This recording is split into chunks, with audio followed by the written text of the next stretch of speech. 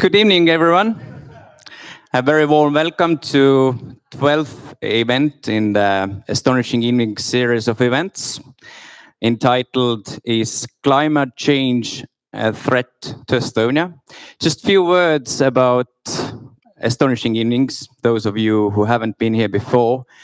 We started about now a year and a half ago, just 4 like-minded Estonians. And why we started it, we all lived abroad at some point in our lives. And we missed sort of international events in Tallinn where people who have come here from other countries and other cultures can mingle with locals and learn more about Estonia. And on the other hand, Estonians could learn more about people who have come here from other countries.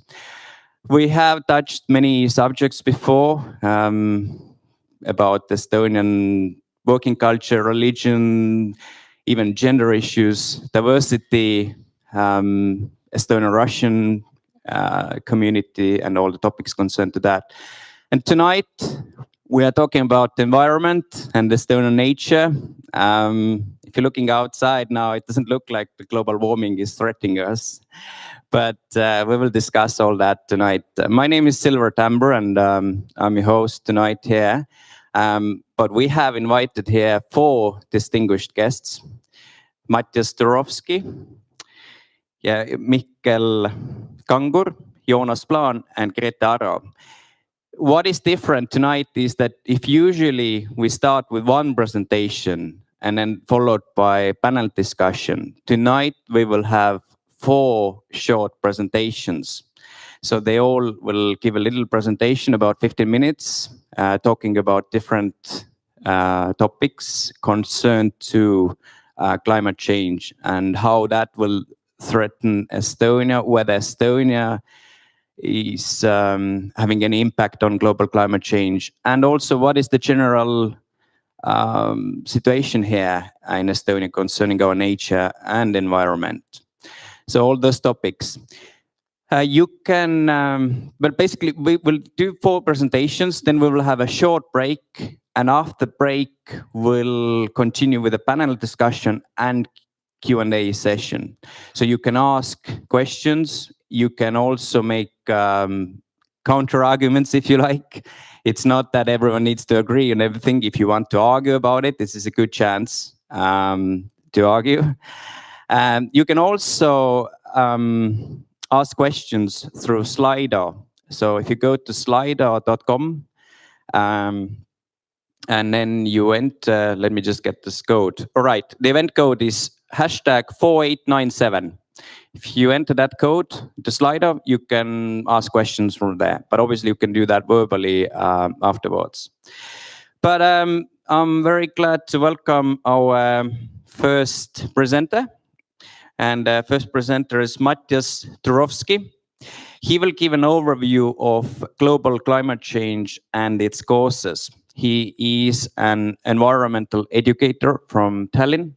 He has given lectures on environmental ethics in the Tallinn University and Tallinn University of Applied Science. He's also a member of the animal advocacy NGO MTÜ Loomus. And currently, Mattias is carrying out an educational program via NGO Zuuzemu. I'm not sure if I said that right, but introducing live exotic insects to kindergartens and school children with the aim of acquainting them with small animals and explaining the ecological principles that govern the lives. So, Mattias, floor is yours. Thank you. Hello, everyone. This is on. Great. Indeed, I'm Mattias, and I'm going to give you a short presentation on climate change, but from a broader aspect. So not going into Estonia. All of the other great presenters here are going to narrow it down and focus more on Estonia. Now, let's see if this works. Okay, first problem. I don't think this slide thingy is working. Can you confirm? Thanks. I want. Oh, nice, nice. Here we go. I hope it won't go AWOL on me. Okay, so quick overview. First, we will look at what climate change is, leave you space to ponder what it isn't. Then a short kind of glance into the causality of climate change, and a bit more pressure maybe on the anthropogenic factor on this causality. And I will finish with a somewhat rhetorical question, or pondering on the question, whether is there any point to debate over the anthropogenic causes right now in 2019. So first of all, I would like you to look at this little word cloud that I did. So it's full of all kinds of different words and phrases. And I want you to ponder in your mind how many of these are kind of linked with climate change, and how many are not. So probably, well, this is not a random group of words. Probably you're not going to find a phrase that cannot be linked to climate change, or that is not affected by one way or another by it. And that's just the thing. When we're talking about climate change, what is climate change? It is a very, very wide and a very ambiguous term. And there's a lot of confusion over it. So most people probably would, on their first impulse, say that climate change is global warming, is stuff is getting warmer. And most people probably, when they think of it getting warmer, think of the air getting warmer. So climate change is warmer temperatures on the Earth. And indeed, most, if not all, climate authorities are in unison in claiming that indeed the Earth is getting warmer right now, and quite rapidly. But at the same time, right now in Iowa, USA, it's minus 40 degrees, or predicted to fall to around minus 40 degrees Celsius. And Donald Trump already tweeted, "Global warming, where are you? We need you. It's so cold." So it definitely has a much more complex side to it than simply stuff is getting warmer. We are seeing all kinds of freak weather occurrences intensifying, more storms, more fierce hurricanes, etc. By the way, the picture that you're seeing is of hurricanes Katia, Irma, and Jose making their way towards US border in September of 2017, about 2 months after Donald Trump decided to pull out of the Paris Agreement. So I don't know, maybe a little divine providence there, or maybe not. You be the judge. So anyway, let's kind of dismantle the question of climate change very, very quickly from maybe a kind of a geo-ecological point of view. So we can't talk about climate change without talking about warming atmosphere. Indeed, it is warming. So we're seeing the temperatures over oceans and over land are increasing. The heat content of the ocean is increasing. But already with these, it becomes evident very quickly that this has an effect on other parts of the world, namely water. We can't talk about warming atmosphere without talking about changes to the water circulation of the planet. So with these changes, we're seeing more condensation in the clouds. There is much more transpiration coming from plants as we change the ecological composition of our ecosystems and land masses. And we're pumping more and more, really, of water into the system. A good example is groundwater, which is ecologically quite an inert source of water. But humans are pumping more and more out of it into the environment and kind of releasing it into the water cycle. And of course, water takes stuff along with it. So we can't really talk about the water cycle without talking about the biogeochemical cycles, those of carbon, nitrogen, sulfur, phosphorus, etc.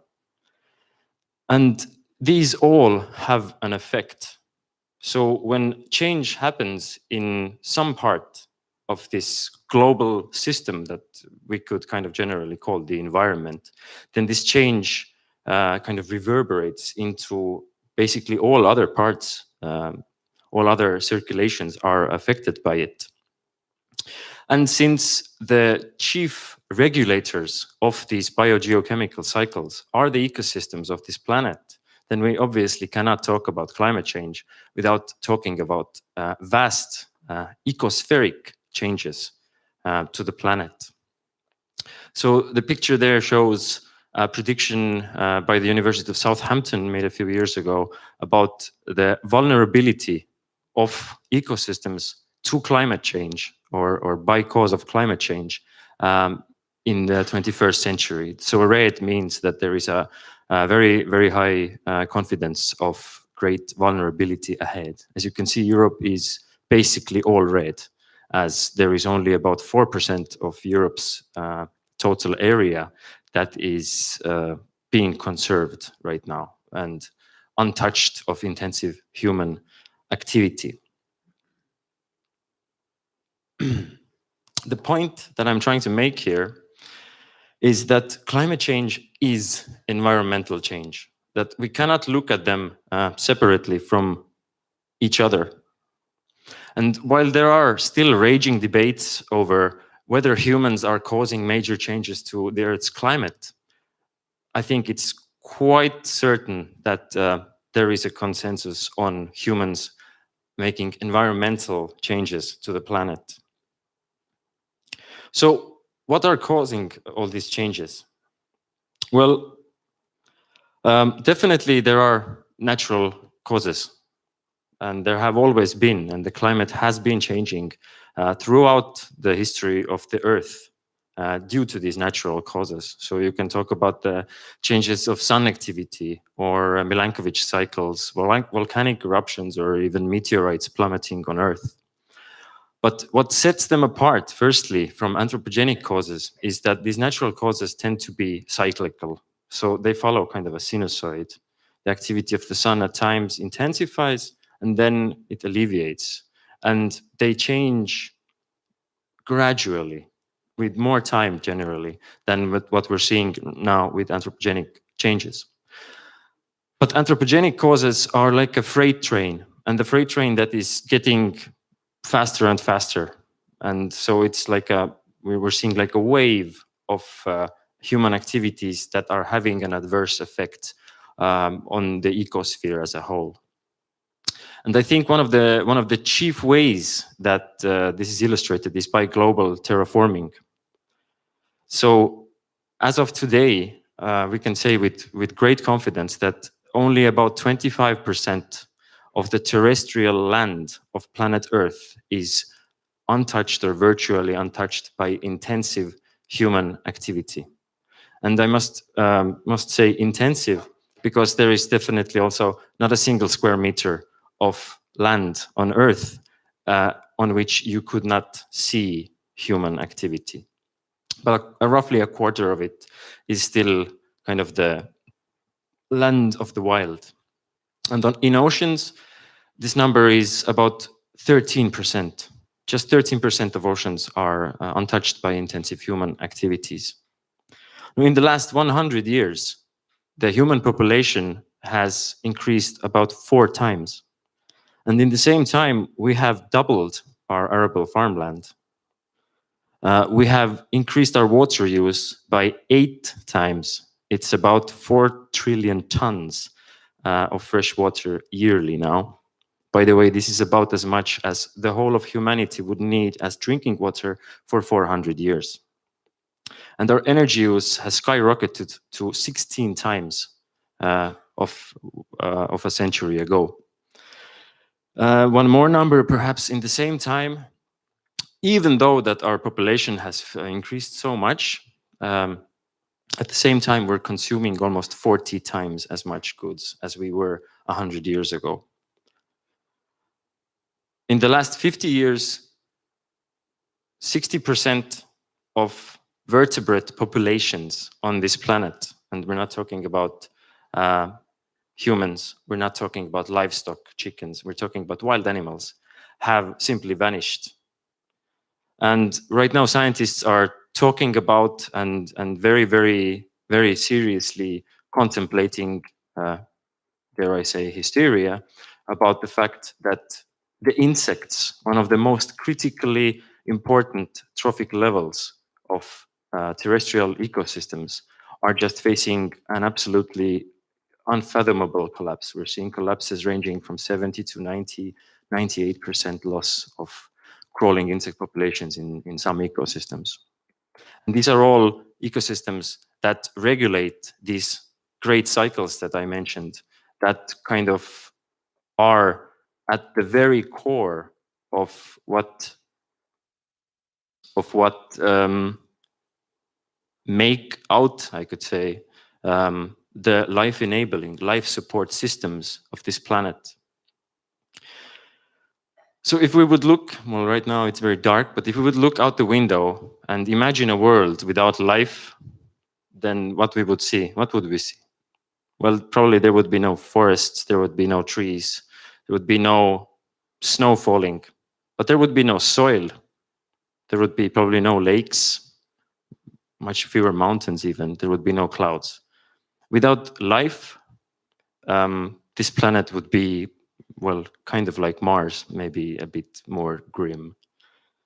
So it makes absolutely no sense to me that right now we are not putting enough focus on what scientists are saying is the most important question of our time. So all the while we are debating over the measure of anthropogenic causes, climate change. There's this great polarization of climate skeptics versus, you could call maybe, climate hysterics. And they're throwing these accusations at each other. Oh, this is all some kind of political conspiracy to raise taxes and enslave the people, or they are saying all of this just to hinder the corporations' market share or whatever. But when it is so apparent that the climate changing is completely linked with environmental changing, that is undeniable at this point, then does it matter who or what is causing it? What would happen if, well, let's say that the climate deniers turned out to be right. Let's say that humans indeed have no effect on what's going on right now with the ecosystem collapse. Then what would happen?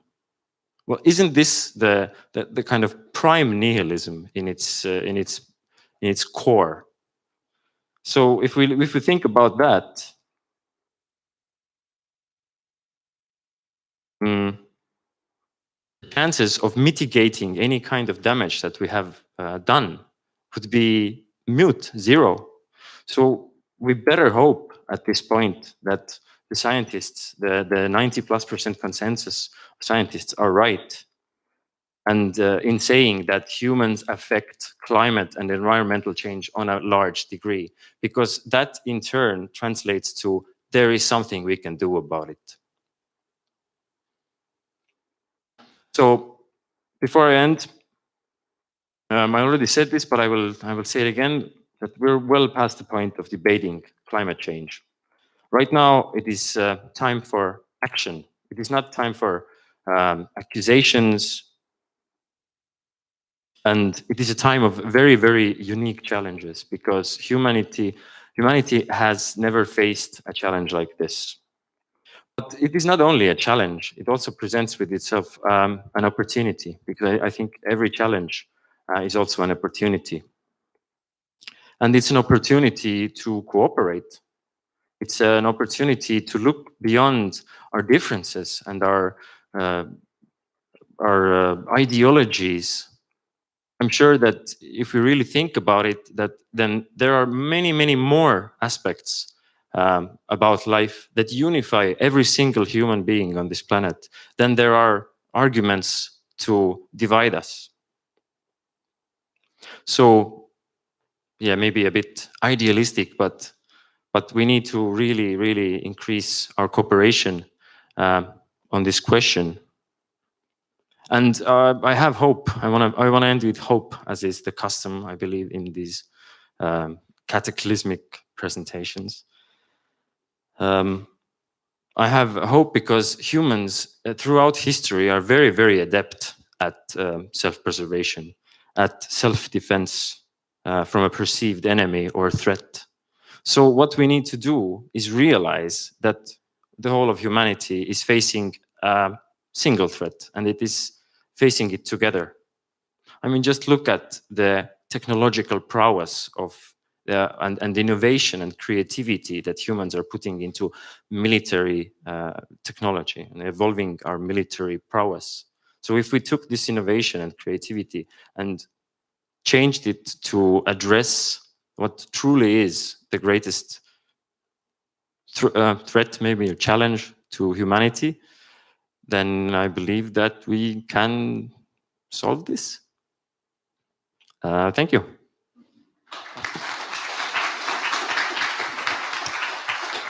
Thank you, Matthias, and we'll discuss later on, further on, but now I'm happy to introduce Joonas Plaan here. Joonas will talk about the potential cultural and social effects that climate change could have on Estonia. He is an environmental anthropologist studying the nature and experience of climate change on human cultures. He has conducted research among coastal fishermen in Kihnu Island, Estonia, and Newfoundland in Canada. While as an anthropologist, his work has concentrated on local communities, the study has shown how global climate change runs through individuals and communities, international trade networks, and intergovernmental agreements, affecting not only the environment and ecosystem, but also local culture and social structures. So the floor is yours, Joonas.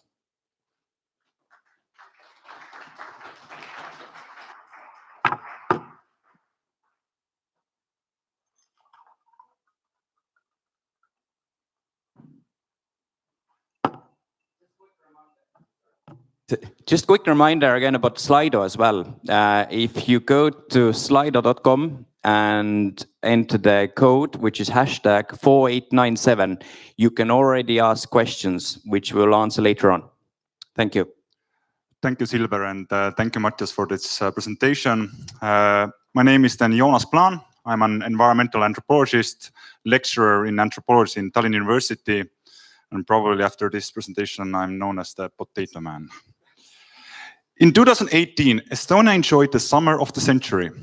According to the data from Estonian Weather Service, the summer of 2018 was the longest climatic summer Estonians have ever experienced. Climatic summer means that the average temperature of 24 hours is above 13 degrees. Last year, there was 137 such days, breaking the previous record from 2013 by 8 days. While no other records were broken, the long, warm and dry summer of 2018 have revealed us some of the uncanny effects of climate change. In order to talk about potential cultural and social effects of climate change in Estonia, I will use the summer of 2018 as an example. It is not common for me as an anthropologist to talk about the future.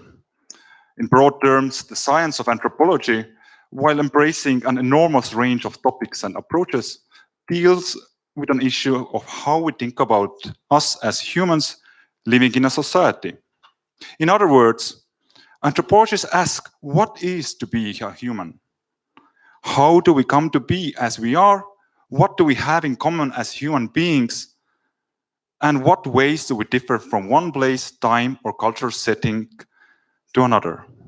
And believe me or not, we do not study bones, nor do we measure any skulls anymore.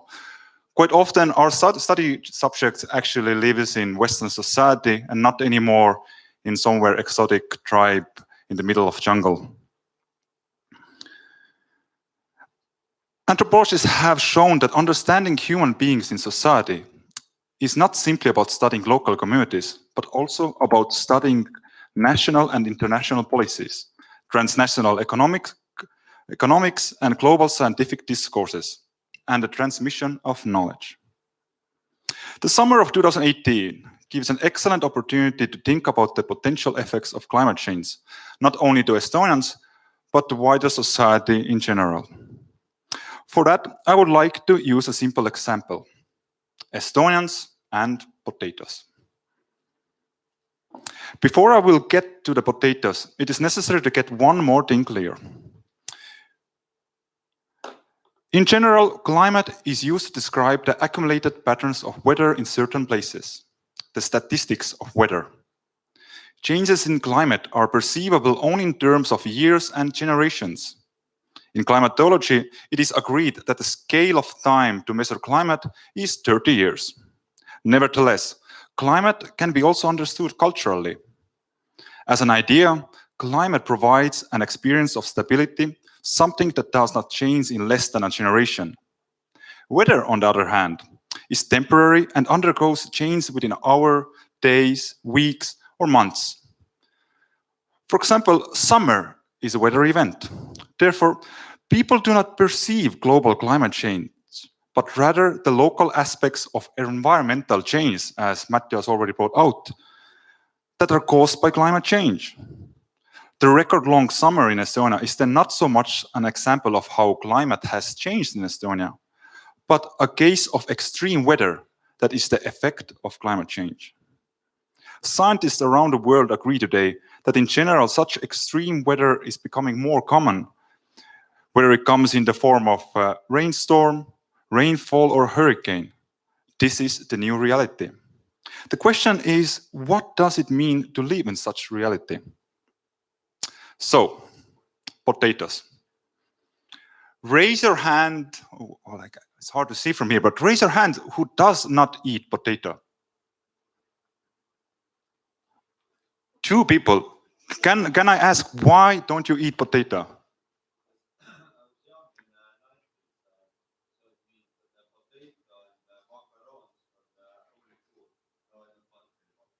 But you have eaten potato.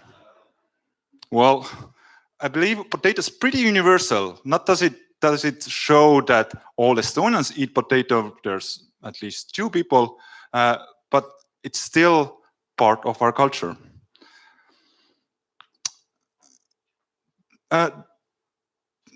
Can anybody name the name of the varieties of the potatoes I have here?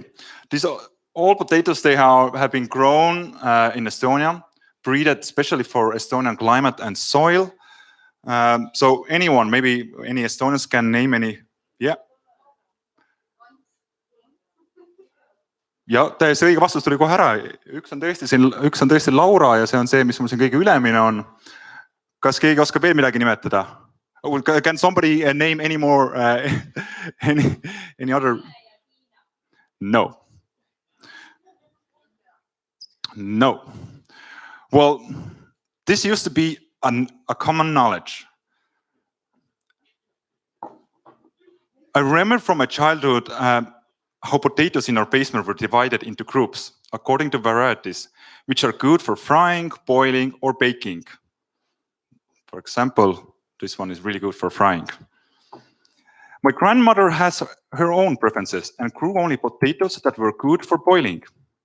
Even though our family preferred fried potatoes, it was no problem because also my grandmother's brother was growing potatoes, as well as his neighbors and many friends of my mother. Each late summer and autumn, we visited those relatives and friends, helped them to pick the potatoes, and on a way created bonds that in many cases last till today. It was a social structure created through growing, picking, and eating potatoes. Today, I have no idea which variety is actually good for frying. I just had to look it up from internet. Nor I have picked any potato last 25 years. The social structure my mother unintentionally created is slowly vanishing. I blame climate change. Potato, one of the few Estonian grown vegetable one can get from supermarket in late January, has been historically one of the most important plants in Estonia. While it was brought to Europe from South America only in 16th century by Spanish colonizers, it quickly became the most important vegetable in Europe, and so also in Estonia. Potato helped to relieve the starvation in Europe caused by the Little Ice Age and socioeconomic difficulties it brought. In Estonia, potato was introduced in mid-18th century, and like elsewhere in Europe, it helped to relieve the starvation that had lasted already for centuries. After 1870, as an agricultural product, potato reached its new heights by becoming an important source of wealth of vodka distilling feudal lords. Once Russian Tsar monopolized vodka production, the potato ended more on the plates of Estonians rather than in the bottles. By the 20th century, 25% of agricultural land was covered with potato plant. During Soviet era, Estonia was known as Potato Republic, feeding not only its nation, but also people further in Soviet Union. In early 1990s, after Estonia had regained its independence and was facing economic difficulties, Estonian President Lennart Meri, who is an anthropologist by the way, called his people to sustain, even if it means that they have to eat potato peels. If you ask today, and I'm sure many of you have done so, what is traditional Estonian dish, you probably have gotten an answer. There isn't none, but if there is something, potato is included to that. You can say with confidence that potato is part of Estonian culture. Nevertheless, the summer of 2018 may have shown us potential new ways how we will relate to potato in the future. Potato growers in Estonia were in trouble. Because of the war, potatoes matured 2 weeks earlier than usually, shifting the entire logistics in most farms. At the same time, though, the fields were giving 20 to 50% less potato than in average year. For the customers, this meant 150% higher price. But even with a higher price, many farmers were facing economical difficulties. Difficulties did not just happen, but had accumulated over 3 years of drought and low output from the fields. For the first time over 20 years, Estonian farmers started to sell their agricultural land in bulk. According to Estonian Chamber of Agriculture and Commerce, farmers were selling either to quit from the sector or to pay for the losses.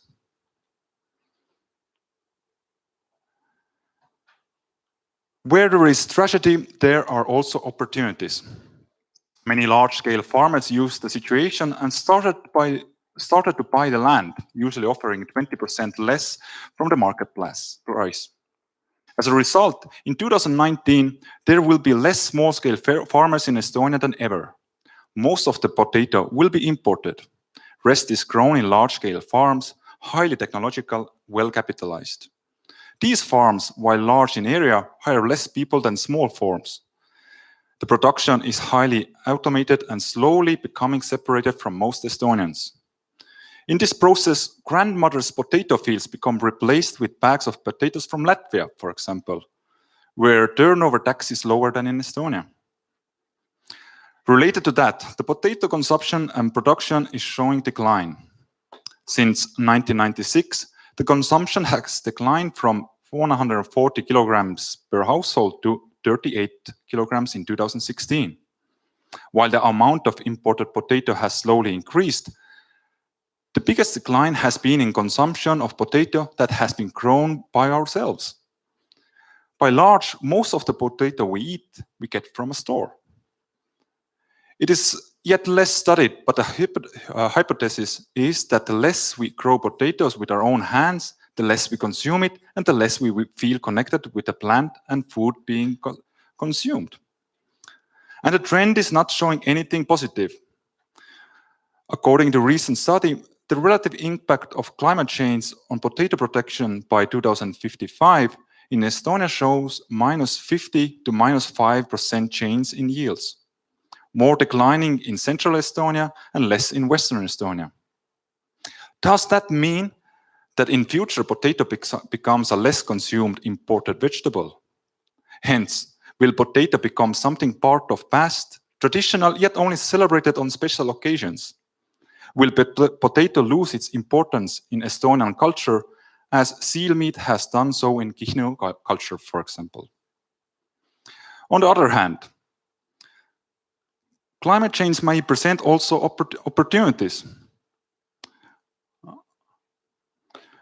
For example, the knowledge we have about potatoes may be put in use to help others.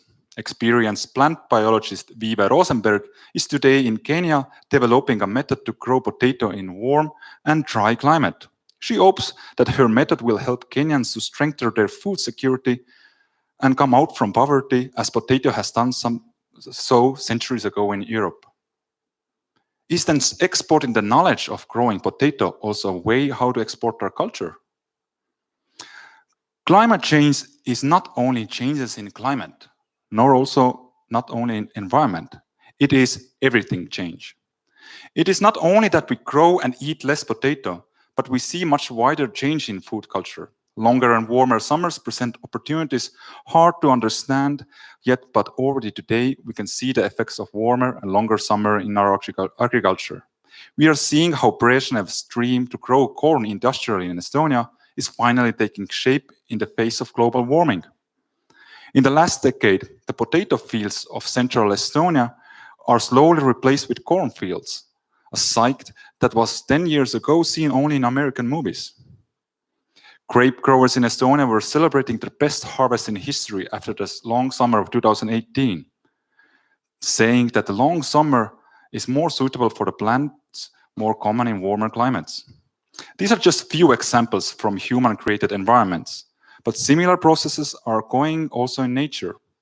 The expansion of young oak trees in Estonian forest or the arrival of golden jackal to Estonia are just few examples how milder winter weather can attract new species. According to biologists and zoologists, this natural diversification is welcoming. But let us think for a moment, if this may mean that next to stories of clever fox and strong bear, Estonians will also tell stories of smart jackal to their children in their future. Will golden jackal become part of Estonian culture, Estonian folklore?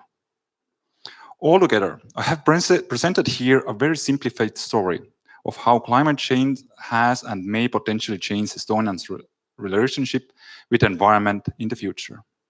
Whether it is the growth of wealth, interest in world cuisine, or changed tribe preferences, tax policies in neighbor countries, or agricultural subsidies from Brussels, the reasons why potato is playing less importance in our culture are complex. Climate change effects cannot be studied without holistically understanding the relations of power, culture, and nature as an organic whole. The route between global causes and local effects are long and complicated, including our history, culture, meanings, and social systems. Hence, when we talk about climate change, we should not only talk primarily about physical processes, which definitely must be stopped, but as a process that is closely entwined with cultural and social.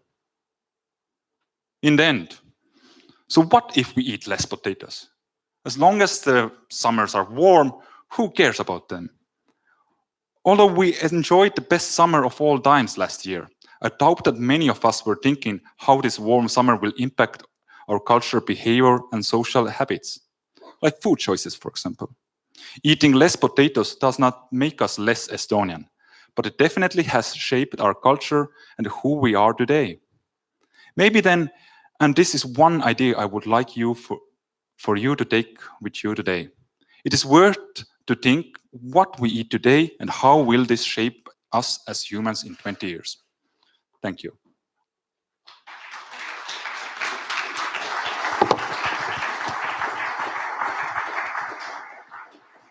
Thank you, Jonas. It was very specific, and hopefully we know more about it now. And happy to introduce Mihkel. Mihkel Kangur. Mihkel will give an overview of the current state of Estonian nature and environment. Just few words about Mihkel as well. Mihkel is an Estonian ecologist who is currently an associate professor of sustainable development at the Tallinn University Institute for Ecology. In recent years, he has focused on sustainable and development-related education. He has been president of the Estonian Geographic Society since 2009, and in this capacity has also taken an active stance on the issue of the Rail Baltica infrastructure project. The floor is yours. Thank you. Thank you, everyone. I'm trying to give a short overview about the Estonian current state of environment, as it is mentioned. But in context of the climate change, this is what you are seeing outside. This is exactly how the climate change looks like by the prediction of the models, by the prediction of the scientists who have worked with these issues for decades. The Institute of Ecology, where I'm working, when I was a student, the colleagues of mine, they won the Estonian Scientific Prize based on the works where they made the first predictions of the climate change in Estonia and in Baltic countries, etc., etc. And this is what's happening is exactly what they have predicted. The scientific models are right. The climate is changing, and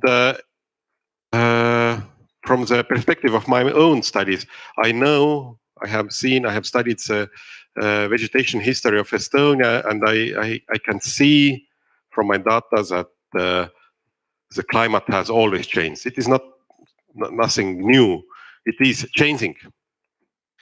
But we tend to underestimate the power of humans. One of my findings of my studies is showing that during the last 3,000 years, the humans have had stronger influence on the Estonian vegetation than the climate. As a scientist, I must say the most probably, because it is most probable so, but we can see that over the thousands of years, the humans has developed their culture, the culture has developed together with the environment. The human impact into the vegetation, we don't need to take it as something negative only. It is developing together. In the rest of the Europe, this development started some thousands of years earlier, some 8,000, right after the last ice age. 3,000 years ago, Estonians used the bronze tools, and there was most probably some 200,000 people. Now we have 1.3 million people, and we don't use anymore the bronze tools, so for some years. And we can imagine what is our impact at the moment. The strongest impact that Estonians have onto the environment at the moment, and considering the environmental cohesion of Estonia, basically we can say the only worry what we have is oil shale industry. Our energy is coming mostly from the oil shale combustion or burning the oil shale, which is material which is not very rich on energy. It is not very wise to use this material, but we have done this for 100 years. And the political view is that if it works, why we should stop it. But with this, we are one of the dirtiest nation in OECD. That producing the CO2 per capita is highest. It is some third place or something like this, considering the other OECD countries. And we are also material intensive on our productions. So because of the oil shale mining. And oil shale mining, yeah, it's producing the CO2, the greenhouse gases. It's causing our effects on the water cycle, the health conditions of the people on that area. They tend to live less years. Their health condition is poorer. But it is very profitable for us. This is why the Estonian politicians doesn't take necessary actions for that. We have known that the situation is becoming worse and worse for decades. We have known, as scientists have warned for the climate change for 100 years. There are publications from beginning of last century where the scientists are arguing that if we are starting to use fossil fuels for such amount, the climate change will happen. And now we are in the situation that if we are looking in very long time perspective, some hundreds of thousands of years, we can see that the climate has always changed together with greenhouse gases concentration on the air. And it has been always fluctuated. The CO2 concentration in atmosphere, something between 200 to 220, 230, 40, something like this, particles per million particles. Now, in these years, now we have reached over the 410 particles per million particles. We have doubled, and this have happened with very few last decades, that the greenhouse gases concentration has risen dramatically. And actually, the scientists doesn't know exactly what's happening now, because if we are taking only, considering only the climate greenhouse gases, then the models are one aspect. But we need to consider what have happened with ecosystems on the Earth. Previously, the forests were these who balanced out, forests and ocean ecosystems who balanced out the greenhouse gases and controlled the temperature of the Earth. Now we have destroyed our forests, we have destroyed our oceans. So the predictions, what's happening are next, are these that we don't know. There are models are showing that the turbulent years are coming in some 15, 20 years, that then there is a tipping point where there is no point to return. So you try the last times of the taste of potatoes, etc. Because if the climate change, one thing what we know that probably the environment will be absolutely different than what it was now. And as for eating, we have domesticated some 500 species or something like this, but in major of our energy, our calories are coming from very few number of species which are we have domesticated, and what are dominating now on the Earth.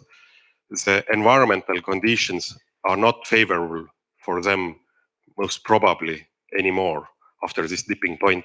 So we need to find new sources of food, most probably, if we are surviving. Coming back to the Estonian condition, it's nothing much to talk about this. At the moment, we are in the country where the environmental conditions are most probably one of the best in the world. By the environmental performance index, which has where we have dropped a little bit, the cause or the biggest problem besides oil shale mining is our forestry industry.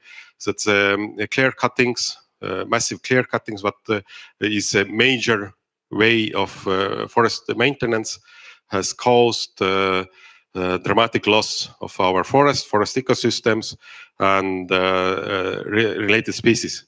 But still, we are living like in behind of the Mother's God, like what means Maarjamaa, Mary's land, where we live. That the climate changes doesn't affect Estonia so much. The Baltics, the north of Poland, are the countries which does not suffer so much on the climate change. Predictions have shown that the biggest threat for us is coming from the turbulences caused by the mass immigration and the refugees.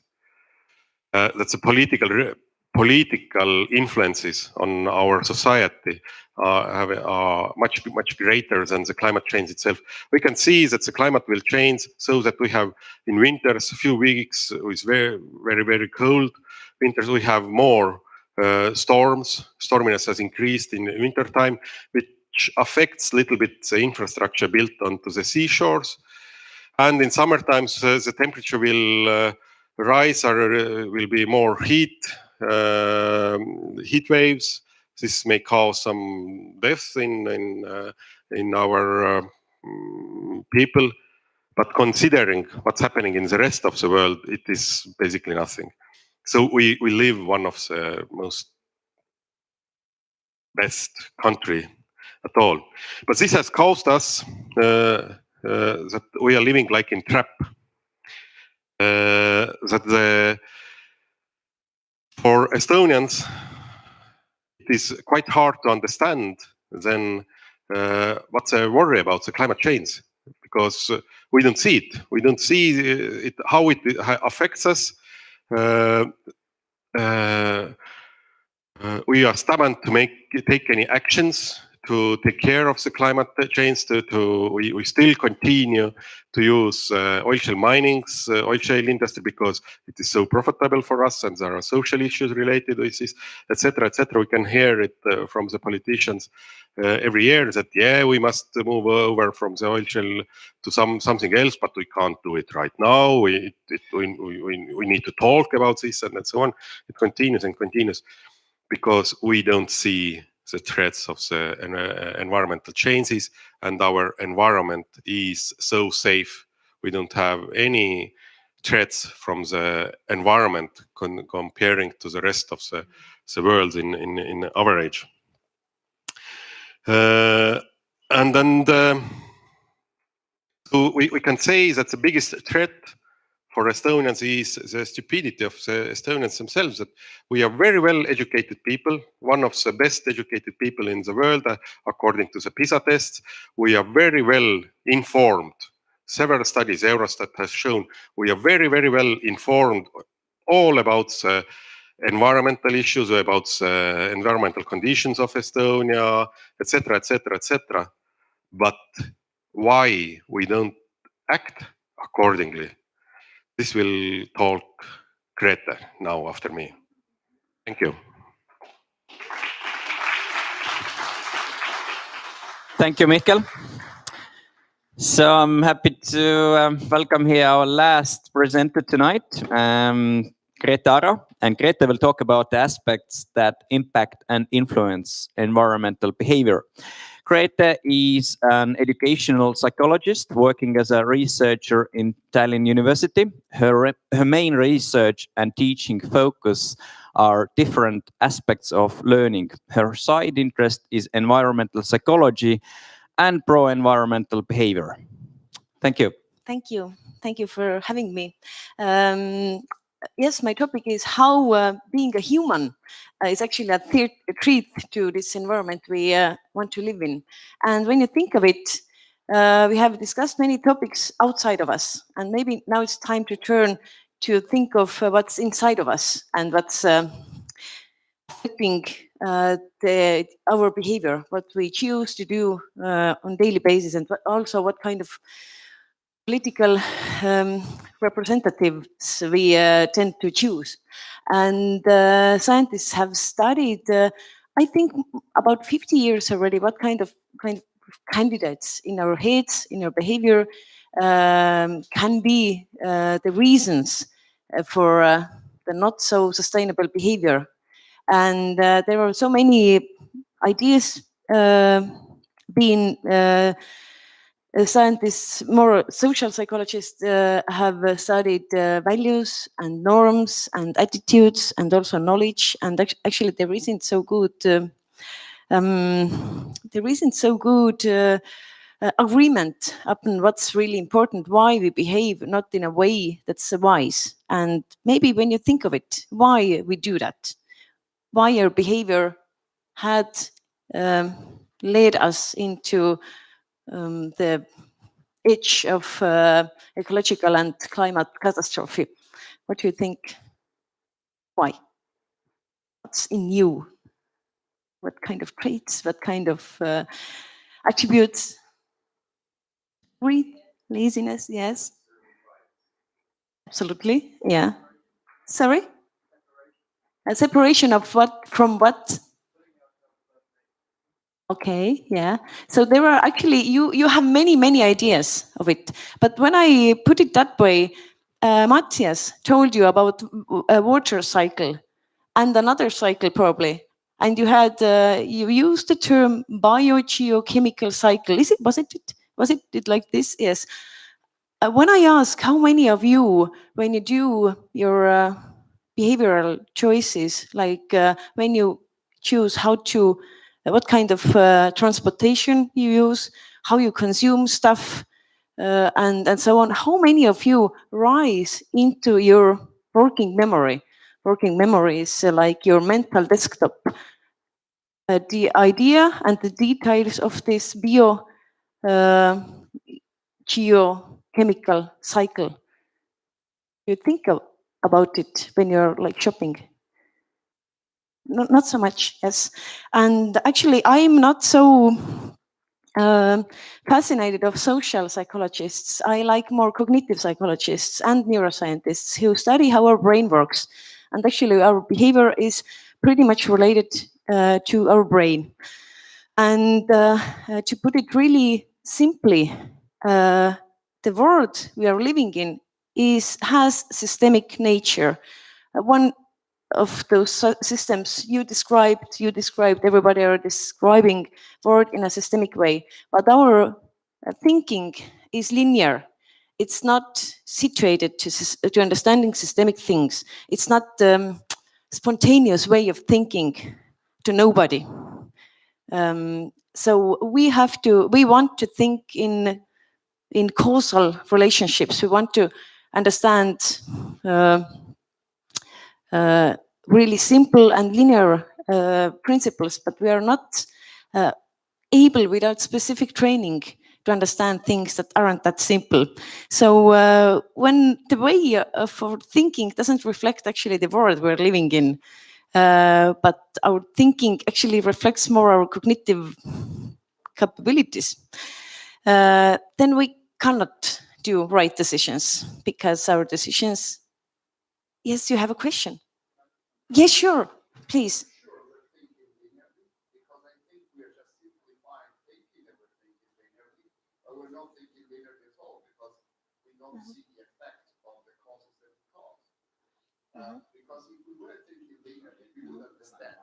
Yes. If we were thinking linearly, we would understand that when we buy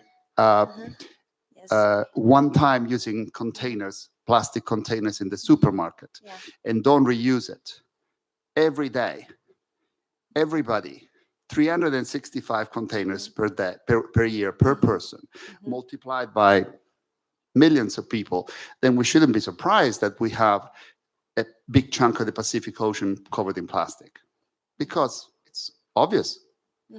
If we think linearly, we predict it, but we don't think linearly. We simplify our presumed linear thinking, because if we were thinking linearly, we would predict it. I would say we don't even think linearly. It's worse than that. Yes, I try to be polite, but thank you. Yeah. So usually when we start thinking at all, then the relationships we are thinking of tend to be linear, but not systemic. So even linear thinking isn't enough to understand the systemic nature of the world. And so, as every scientist know, most of the scientific information is more often than not contra-intuitive. So what our intuition about the world gives us or tells us is wrong. It is like this because our thinking machine has evolved over so long period when we didn't really need to understand any systemic or even causal relationship. And when we think about how the laypersons, not we here, but all the others, how we construct our knowledge. So, for example, we have so many, or most of people have misconceptions, or it's another polite term. It's alternative conceptions. Scientists tend to say misconceptions earlier, but now I have heard it's even not good to say so. But they have wrong or everyday or perception-based conceptions about most of the areas that are not their own field. So most of us have misconceptions about mechanics, about physics, laws of physics, and about ecology. And it is the way our thinking develops. It always starts in a way that first, when we get some new information, then we tend to form in our heads really primitive childlike conceptions called whatever, everyday concepts, for example. And we tend to form understanding based on how we perceive the world. But as scientists know, most of the rules in the world are not perceivable. Most of the principles in the world are not perceivable via our senses. And this is the problem. We think that our senses gives us understanding of the world. Many people think that their intuition is great source of information, but actually intuition doesn't help us to understand anything that is real. And so the next level of our thinking, when we are in an environment where scientific, formal, logical, and hierarchical thinking is popular, is existent, then it's possible that our thinking will develop too into the direction that we understand that not everything and most of the important forces in the world, most of the principles aren't directly perceivable, but we can think of them. It's able. We have one channel, an additional channel of perception. It is the language and verbally, semiotically mediated world. And a simple example of it, many times studied in concept development, is the shape of the Earth. What is the shape of the Earth in your perception? Of course, it's flat, yes. Nobody has ever perceived the sphericness of the world, but we all know it. And we know it not via our senses. That means that when we think our senses are telling the right information, then we're wrong. And actually, in all areas of knowledge that are new for us, we have misconceptions. But when we are adults, when we are grown-ups, and we think that we are like, we can vote and everything, we know things. Actually, we don't know. We know only one topic, and this is our own topic. And it means that when Michael says that we are kind of informed, and we have, I don't know, high test scores in PISA or something, then actually this knowledge that we are able to show in tests, for example, or in questionnaires, isn't really knowledge, because this knowledge is constructed.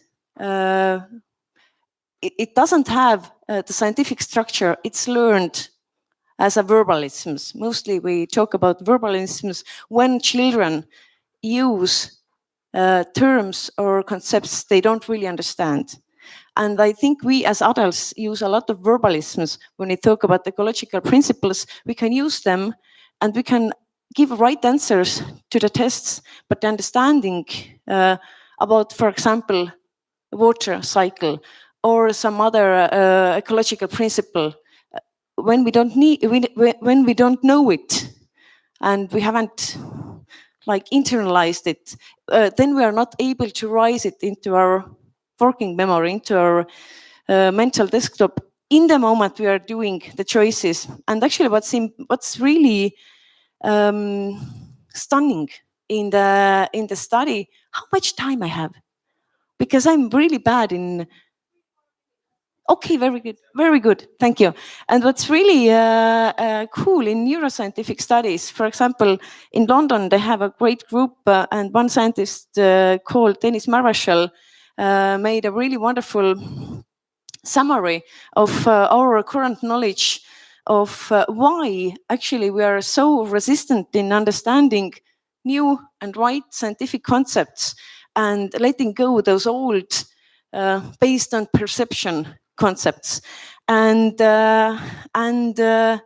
neuroscientists, when they scan the brain or when they look into your brain, they understand that experts and novices, like experts in some field like physics or ecology or medicine, whatever, experts actually also have those primitive conceptions of everything. For example, primitive concepts of mechanics or something that they're not dealing every day. But what is better in their brains is not the ability to activate the right information, but the ability to inhibit the wrong information. And this is something, the activity in those areas in the brain that are dealing with inhibiting pre-knowledge, not right pre-knowledge. This activity is stronger in experts and weaker in novices. And so actually what we have to train and what we have to understand that then thinking about something is not only activating right information. It doesn't help if you tell people the right information, it doesn't work. But you have to make people conscious of their wrong, primitive understanding, misconceptions, and they have to consciously inhibit them.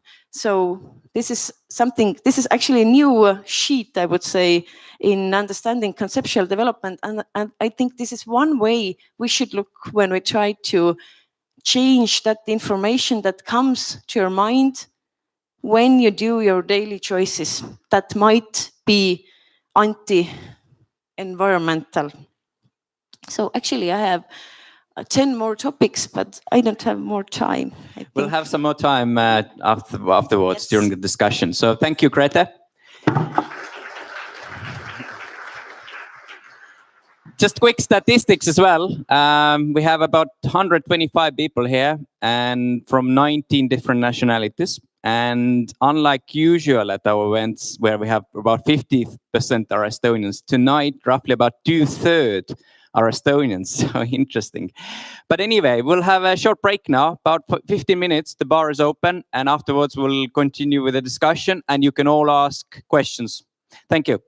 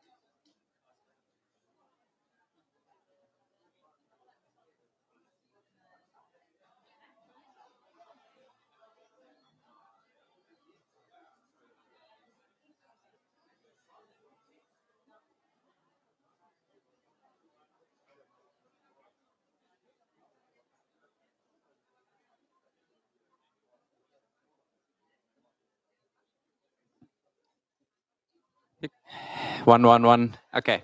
So welcome back, everyone, to Estonishing Evenings 12th event. Is climate change a threat to Estonia?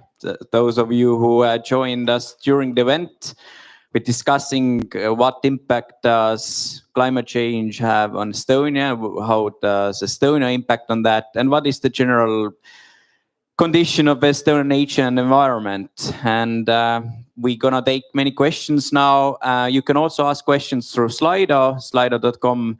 Event code is #4897. And there are already quite a few questions through Slido. So let's actually start with that, since the audience couldn't ask any questions before. And let's start with a Põxit. So I'll explain those. I think Estonians know what Põxit stands for, but perhaps people who have come here recently from other countries do not know. It's meant here about Estonian põlevkivi tööstus, and in English, oil shale industry. So we now are very much dependent on oil shale industry. It's based in Estonia's Ida-Viru County, which is on the east side of Estonia. And the question here is from someone who hasn't given the name. Is Põxit really possible? How much time is needed for Põxit to happen, / creating new jobs, etc.? What will be the alternatives? And very similar question from Tina. What other energy solutions could Estonia reasonably embrace? I mean, in brackets, probably not solar energy with question mark. So who wants to start? Just your mics as well, please. Yeah, there is a lot of legends about oil shales that mostly saying that no, we can't leave it because there are Russians, there is social threats, they start to fight against Estonia, so it's better to keep it calm and not touching the oil shale. And like this, we have been for the last 25 years, and we have lost the possibility to be as leaders on innovation and R&D on the alternative energy sources. We have lost our engineers, we have lost our capacities to develop such sources. But it's now we need to start to invent, or we need to start to think about this. And definitely it is not single source what we can use. There are different sources like wind, solar, biomass, hydrogen, etc., what we could use at the moment already. But there are a lot of potential from R&D to come out with these new things. And yes, in a longer perspective, most probably we need to talk through about the nuclear power. That is it possible? We don't know. I'm not at the moment on the position to say yes or no. There is not enough information about the new solutions, but this is the case that we need to invest a lot into R&D to solve this problem, and quickly. Just a quick fact as well, you may correct me if I'm wrong, but I checked the number of people who are employed in Ida-Viru County through oil shale industry, and I got the number 6,000. Is that the correct number? Most probably, yeah. Okay. Yeah, so it's not very big number to consider, and as the rest of the world in United States and so on, the numbers are showing that there are more jobs in alternative energy sectors than on the fossil fuel now. Yeah, Jonas? Yeah, absolutely. There's only one solution to climate change, that is to keep the fossil fuels in ground. And we definitely have to do that also with shale oil. And when we are like what politicians these days are talking, like we already said, that there may be some social riots, but we should also see this as an opportunity to invest lots of money into RT, to use that 6,000 people, not anymore underground digging that shale oil, but maybe working in high capital, high paid workplaces. This may not only be a solution for our ecological footstep, but also this may be a solution how to bring that fairly poor minority, Russian-speaking minority in Ida-Viru County among Estonians much better way than all the integration programs that so far government has done. Yeah, we must keep in mind that northeast of Estonia, where the oil shale mostly lies, where the industry is, that in general, the people have very strong traditions and background on engineering. So that it is like family traditions, they're very good in physics, mathematics in the schools and so on, so that we could use their potential. But at the moment, we are not using it very wisely. I would quickly add or comment that Germany a few days ago pledged to go coal-free, I believe, with a time span of 20 years. And this is a little bit of time after they pledged to go nuclear-free. So again, I imagine there is a huge debate going on there right now. How are we going to do this? How is it going to happen? And similar things are happening here. But I think it's a very difficult question in the sense that energy production is one of these industries or industries that we still don't have already a technological prowess that we can just replace the old system with, as opposed to some other industries that we could also already start changing and are already changing. And it takes immense courage from German politicians or anyone really to say that this is really what we must do. And it's a very difficult question because we are kind of at a crossroads here, or really it's not a crossroads. It's like a bridge into the future or an abyss. So there's no highway option. So when we realize that there is no highway option, it's not a question of maybe we could not do it, really. Just quickly, sorry if I missed something, but how much impact would it have on our energy prices? That's what consumers are obviously concerned about. Whether, if we stopped using the oil shale industry, how much would it push up our energy prices? Any analysis on that? No. Just that the rate at which renewable energy cost is declining right now is accelerating. So there is definitely hope to think. Yeah, there is. We are in open market, and the price of the electricity is not coming from as a price of the oil shale electricity, but it's coming from the market. So definitely, if one source is disappearing from the market, means that the prices in overall Nord Pool it goes up. So definitely, this is right. Mm-hmm. Okay, but audience has asked many questions. My colleague Reelika is keeping an eye on Slido questions. Reelika, one that has been. Your mic working? No. Working now, I think. I'll ask a few questions that have been upvoted. The highest one at the moment, how polluted is the Baltic Sea actually, and how does it affect Estonia? We all know it's quite polluted. I didn't know, sorry.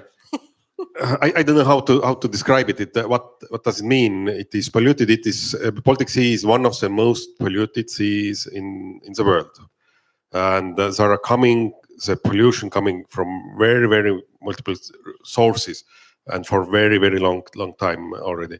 What I heard yesterday from colleagues from Marine Institute, they said that fish stocks are recovering. So it is not so high as it was on 100 years ago, but they don't see decline anymore. But there are some dioxins and there are problems. So don't eat too much fish from Baltic Sea and so on. There are some issues, but yeah, we need to be concerned. We need to be worried about this.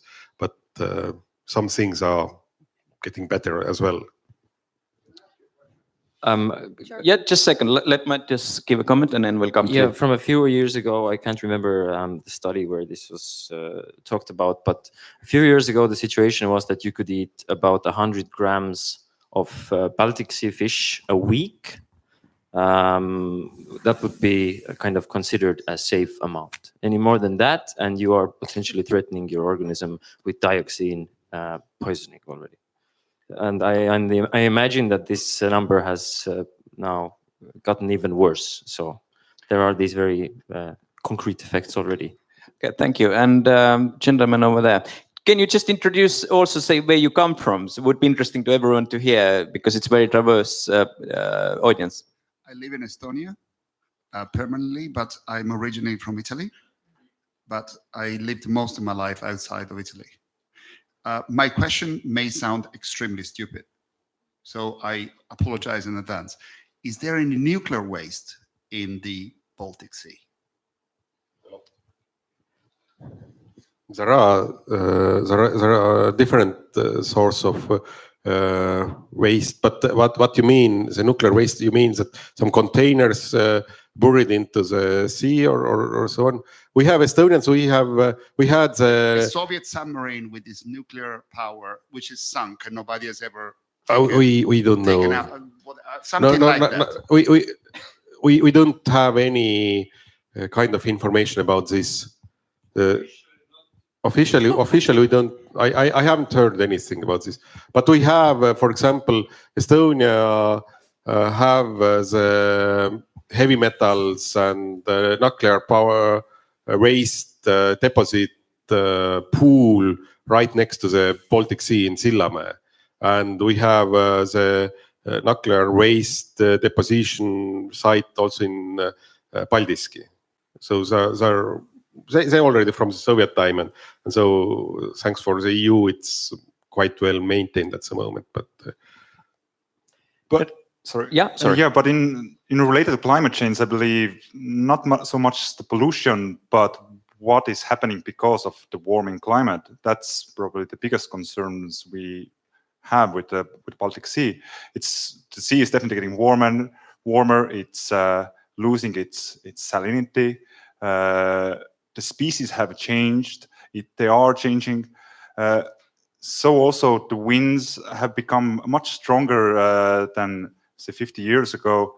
So with that, we're actually also losing knowledge what's actually happening with Baltic Sea. It's all quite unknown. The future is a bit tricky, and it's hard to make those predictions when we're seeing how fast actually the ecosystem, the marine ecosystem in Baltic Sea is actually changing. I'm sure Mihkel and Mattis can talk more about that. I'm quickly coming back to nuclear though, because just yesterday an old academic, Anto Raukas, right, proposed that we should have or could have. Was it? Sorry, I didn't actually have. I must admit, I didn't have time to read the article. I saw the headline only. Very superficial of me, but he proposed to think that we should have a nuclear power plant in the future. Is that right? Yeah, we talked with Anto Raukas today. He's our colleague in Tallinn University as well. And he's just very, very worried about the younger generation. He's, I don't know, 80, something like this. Yeah. That he's worried that from where we are getting the electricity, and he has promoted the nuclear power since I don't know how long, and he's a smart guy, and he has worked with the nuclear power issues since 60s or something. He has been the youngest academician in Estonian Academy of Sciences, and he has kept us away from the Soviet type of nuclear power station what was planned to build next to the Lake Võrtsjärv. He worked with a team to find solution not to build it there. Even their task was to find out how it would be possible to build, and they built it the Sosnovyy Bor near the Leningrad, St. Petersburg instead of this. So luckily, we don't have at the moment problems with Soviet style nuclear power station, but we had in Paldiski this nuclear submarine training center where they used the nuclear power engine as a training site there, and so we are dealing with this problem. But talking about this option or this idea, do you think that some, let's say, political parties, for example, would propose it? And what is your opinion on that? You know, if there was a discussion to build a nuclear power plant. Yeah, I had to answer that question yesterday. My answer was that at the moment we are not ready to discuss about this because we don't have enough knowledge in Estonia about the new generation of the nuclear power station. We should raise the young new generation about who could explain, who could understand first, and who could explain what does it mean the fourth generation of the nuclear power station. That maybe then we are ready to talk about this. Okay, Reelika, have you got questions from Slido? The next one would be, sorry, very closely related to that. And I can also mention that we plan to organize a political debate in English here in February as well. So we'll let you know. But the next question would be, who are the most eco-friendly Estonian political parties? Who should I vote for to reduce climate change? I think Mattias can answer that. I hope the questions didn't come from a Green Party members or something. Definitely, I would say that this is a Richness of Life party where I am the prime minister candidate, of course. But the colleagues and then good friends in the Green Party as well is a good choice. So you should check who you know best or how you see is a good candidate from your this. Let's put it this way: you two are out from answering this question because I just want to say I also think that it's a close tie. Yeah, because full disclosure, one of them belongs to the Green Party, the other one to the new party called Richness of Life. We didn't mention deliberately that because it's not a political event, so you're not allowed to comment on that. We leave Grete and Jonas to comment on that because I assume you're not member of either of them. Well, are you? Sorry, well, no, I'm not. But I think not maybe to think like who to elect. We should maybe think who not to elect, and to think right, and to think how we can make the environmental voice, heard in parliamentary, and definitely these two parties who are sitting here are those two. But there are few more. But I believe you should read who is against change in environmental policies in Estonia. And I have thought there are so many important species in Estonia who are not able to vote, but who are constantly working for us. So many bacteria, fungi, and so on, who are really important. And so I suggest to vote for a party who are representing them, who are representing those who are living, keeping us alive. And I'm really happy that we have a country which have like two green parties. So this is a richness of life. Thank you. Reelika, have we got any more Slido questions? Oh yeah, we've got the audience question here as well. Very many, but yeah, continue with the audience. Just introduce yourself as well and say where you're from, please. Lauri, I'm from Finland, but I'm a resident here. It's not really a question, it's a commentary on the German example that was taken here. I was discussing it earlier. I wouldn't use Germany as an example of green energy revolution because after they closed these nuclear plants, they actually started using a lot of coal and their CO2 emissions have gone way up in Germany. And actually the only countries who are now on board with the Paris Climate Agreement are France and Sweden. Sweden with hydropower and nuclear energy and France with mostly nuclear energy. I'm not saying it's a solution for everything. It's definitely not a silver bullet, but it's something that must be discussed. And especially these newer reactors, they are very different from these old Soviet style reactors that were pointed out earlier. I like to comment that one thing is that from where we are getting our electricity, what is the source? The other issue or the topic what we should talk is for what we are using it, how much we are wasting it. And I think that this is even more important question, because otherwise we can just build newer and new and next power station. But with all this consumption, we are destroying the environment. It is not just the question from where we are getting the energy, but how we are using it.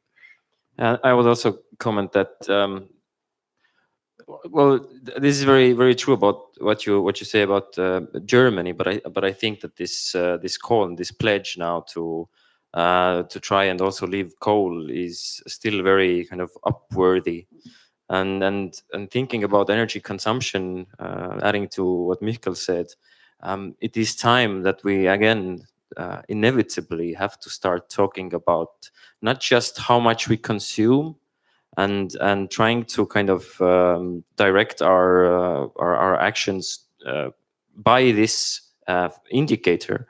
We have to start thinking about how much we can produce with the technologies that we have today, and we inevitably have to start more and more taking this into account.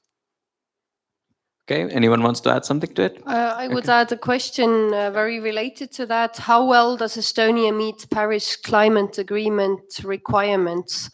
I would also like to add, if you Google it, there is a very good research done by the Stockholm Environment Institute.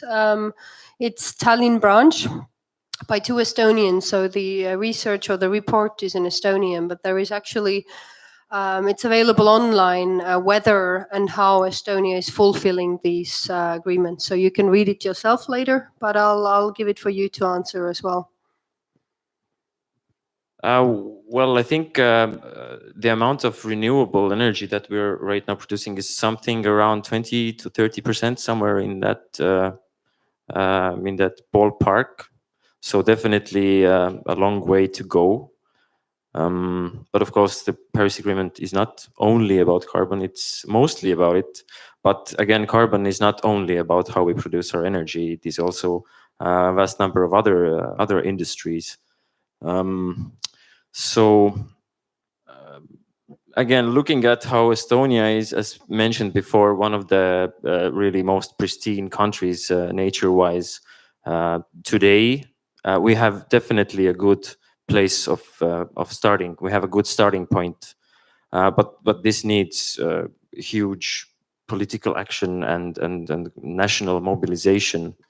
I'd say that I'm optimistic, but we need to get on with it. We must consider that the official policy of Estonia is greenwashing.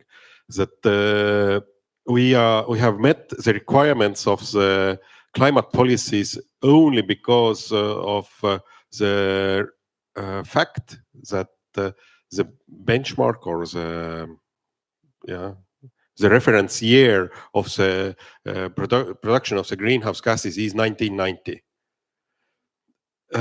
This means that automatically, because the collapse of the Soviet Union and the Soviet wasting system of the Soviet Union and our independence, we have dropped our energy production twofold, threefold. So, and thanks for the, of course, the EU support, we have built better power stations, the filter systems and the cleaning systems are much better. But basically, we haven't done much to meet the requirements of this climate policy requirements, just because things happen. We don't have such industry system anymore as it was in Soviet time, and that's it. And I don't know what the politicians are thinking about the way, if the reference year will be 2015, for example, then we are in trouble. Slightly different question, but great. I recently read, I couldn't find that poll, but there was some sort of survey, a poll conducted, I think was last year, which said that the Estonians are the most skeptical nation in the EU, in the European Union, when it comes to climate change. Are you able to comment on that one? I'm not familiar with the methods of this study, so how they measured it, what it's meant, how they understood the question. But if it's really, measured in a valid and reliable way, then if you want me to express my opinion, what I think of it, so probably it might be again the same topic if. Yeah, we notice in the environment the things we are aware of. When we don't know some hidden processes or hidden principles that are existing but out of our sight, it's really difficult to make us to think of it. And so in this pristine nature and a lot of still some forests we have and clean air and so on, it's perceptually really difficult to understand climate change, also related to position in the geographical position. So I think this is it's a primitive thinking of Estonian people which allows us to be skeptical. And today's world we have built with last 100 of years, we have built a world where you can stay alive when you are a stupid person. It's not a problem, and you don't have to understand how the world functions, and you still can cope. And this is example of it. Jonas, you want to add something on that one? Well, as Mikael already said, we are living in the safest place on world, basically. We are seeing little, actually, impacts of climate change. Say what people in Toabolu are experiencing, or what people in Syria are experiencing in South Spain, if we talk about European countries. We don't experience that. Hence, we don't think much about climate change. We feel safe. We see all those catastrophic movies. We see all those documentaries about climate change. But for us, it really doesn't matter. And again, like coming back to the summer, I doubt that any Estonians would say like, no, I don't want this kind of summer.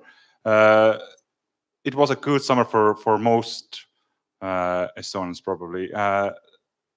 So climate change doesn't come into mind for people. It's not that they are ignorant, but it's just that they don't really perceive it because of mainly of the time scale of it. The same way I would ask from you that, can you perceive neoliberalism, say?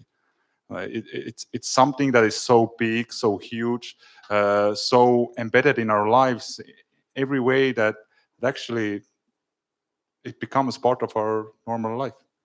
Okay, thank you. Yeah, Grete, you want to add something? Yes, maybe. Yes, you really inspired me in a way that one thing is that it's abstract, and we don't think in abstract way when we don't have knowledge. But the other thing is actually where might be the answer, and the answer is motivation. Some people are motivated to change something in their lifestyles, for example, also here.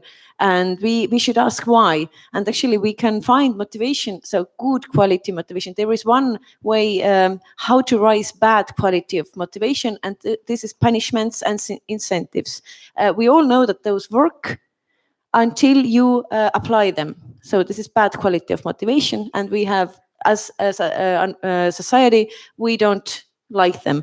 And there is two ways of good quality of motivation. One is to affection, so you have deep interest or value given something, for example, some species, you like some species, or you like some areas or landscapes, and you have so deep connection with it that you want to protect it, and then you get aware of what you should do to preserve it. So, and this is vanishing, because when this contact or affection with the environment comes to experiences in environment, and we know that the Estonian children doesn't go into environment, into forests anymore so much, many of them.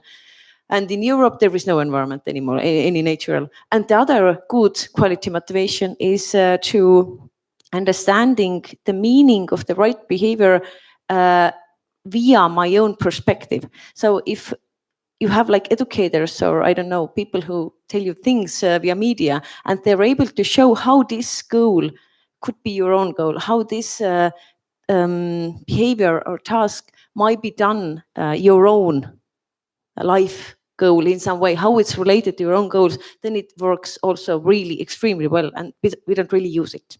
We just say it's important, but we don't search the link how this can be important for you. Well, now you are inspiring me, and I would just like to add to that you're right. And I think when we talk about climate change, we need to start to talk or tell more positive stories instead of those catastrophic future events that are going to happen with us. We need to talk about those people who have that positive motivation. Maybe we should talk about Põxit in a context how this can bring economical wealth into Estonia, how it can bring scientific development into Estonia. We should maybe talk how Sweden is doing what they are doing. And this should inspire us, this should inspire the younger generation to come out from this situation. Well, maybe not come out, but live with this situation that we have built in the last centuries. For example, the title of your event, Threat.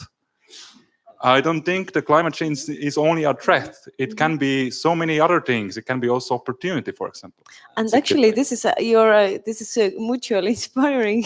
I mean, and actually, but if people feel guilty because of their behavior, then this is another mild form of controlled motivation, mild form of bad quality motivation. So if we make people feel guilty or threatened or nervous, then they don't buy that thing. So actually giving meaning to the activities without making them feel bad is a key. I wanted to add that there is clear and present danger for us, that for the humankind, the climate change is not the only single threat for us, but it is a combination of mass extinction, loss of clean water, loss of soils. Everything is going on at the moment, and there is a clear threat for us.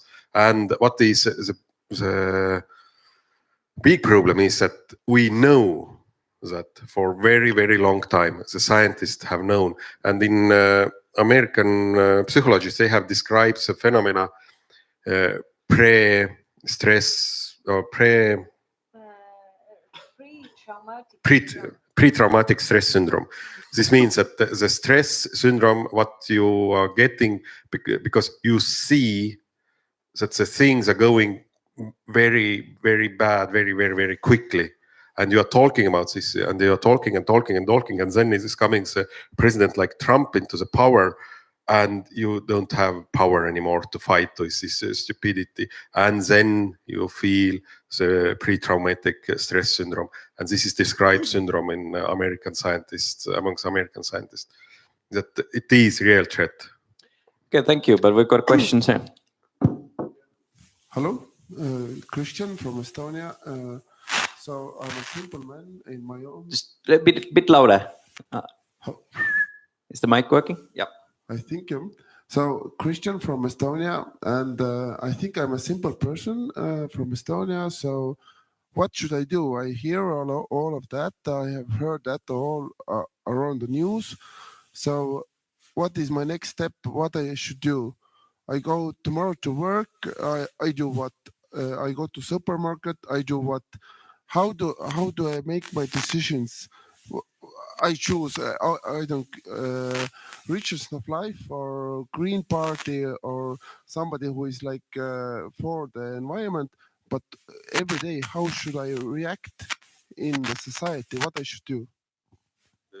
Questions here as well. So what do we do? We've known this information for a long time. How should we react? And also maybe connected to that question, how much time do we have before climate change becomes irreversible, or is the time already over? The last question, the answer for the last question, it is coming from the IPCC report from last autumn, that we may have maybe 12, 15 years. What you can do, I'm referred to the Günther Pauli, who was here in Estonia in this summer for giving talks. 2 questions: what you eat and where you shit. That if you eat meat, then you are clearly danger for the planet, and if you are flushing your shit into the water wasting system, what we have the central system, then definitely wasting the energy. And then what you are wearing and so on. So be informed, take actions like this. And in addition, Christian, you are not a simple person. You're a teacher. I know him. So, but this is not funny actually, because I think the education is one way. Actually, in Estonia, we have a president. We have occasion where values in society were changed through children. It was in 30s. And also it's possible. We have idea that the Estonian teachers actually also should live sustainability, just not give that value or this knowledge to the children, what they don't do at the moment. But there are universities or teacher colleges in the other countries where teachers at schools are taught to live in every movement the sustainability ideas and ideals and ways of living. So actually what teachers can do, they affect children all the time. You have more access to children than we have in university to the students.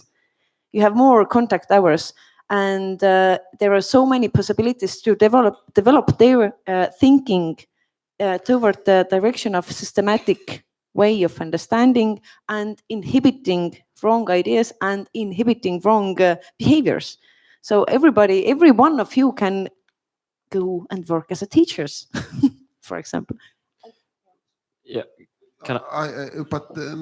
It's not the answer to my question. I totally agree with Grete and I totally agree with Mihkel, but it's not the answer to my question. What I personally can do when tomorrow morning I go to shop, I cannot buy meat, then I cannot buy any plastic, and then I cannot.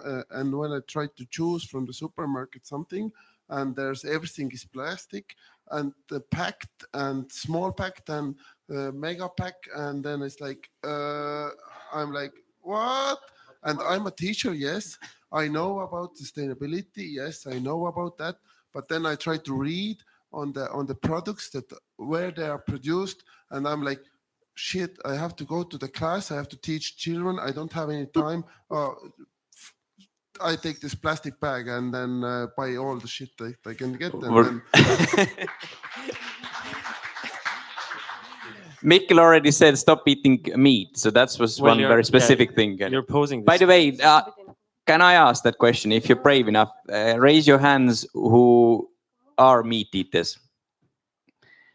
So it seems like roughly half, I would say. I personally am as well, so I can raise my hand.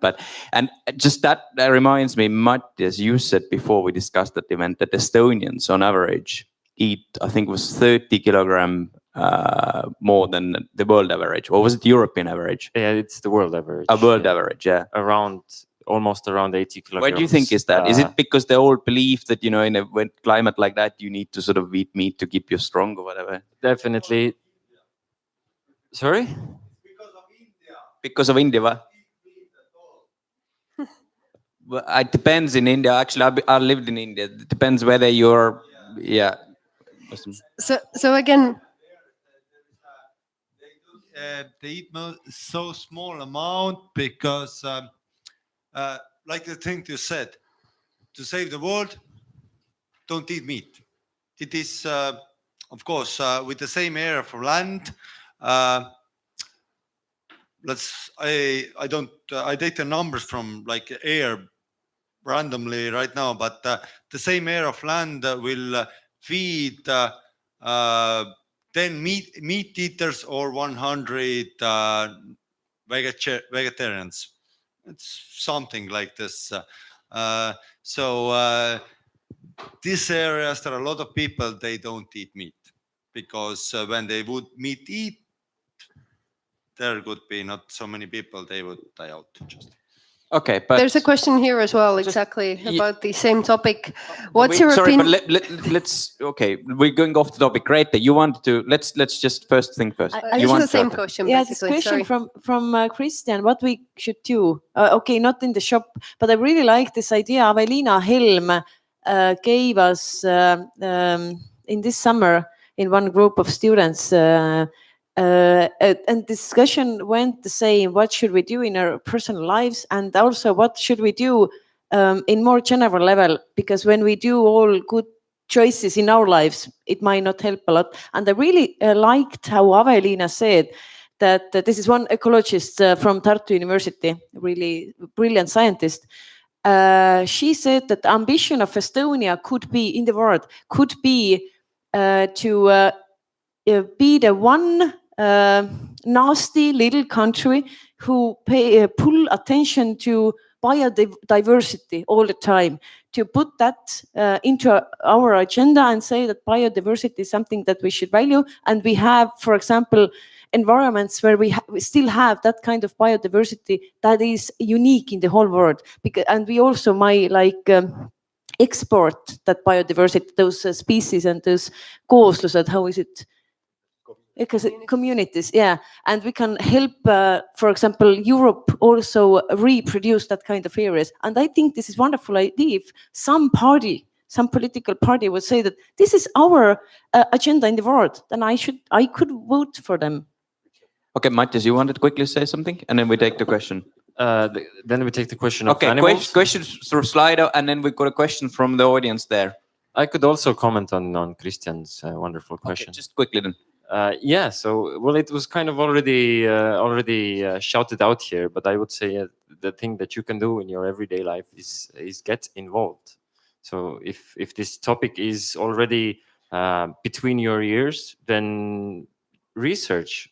Well, you can go to ecofootprintnetwork.com, something like that. Calculate your own eco footprint. You will already get very much information, like where is it coming from, what is it doing, like what power sources are heating your house, what are you eating, how much do you travel, etc. And we start thinking about it, then we can start changing stuff about it. Okay, thanks. Relika. Another question that's not related to climate change per se, but definitely very, very important for all Estonians. Is Estonia chopping down too much of our forest? And are we chopping it down sustainably? Just quick fact here as well. Apparently, Estonia is the 4th most forested country in Europe. So the question is, why should we worry about cutting down? Well, yes, we're saying we have more forest now than ever before, but it's a little bit like saying that there is much less cancer than ever before, because we decided to start calling people who were cured of cancer and didn't die for 5 years cancer-free statistically. So we're starting to call all kinds of environments that are not ecologically forest at all, and we're calling them forests. And by these statistics, yes, we have a lot of forest, but the ecological diversity of our forests is definitely under threat. And it's mostly definitely under threat due to overmanagement and overlogging. Yeah, definitely we are over exploiting our forests. This is clear for the ecologists.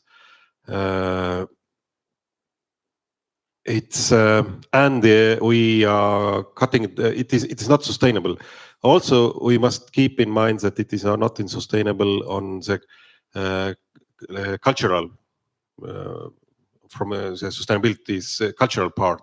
That there are the holy places of Estonia are not mapped.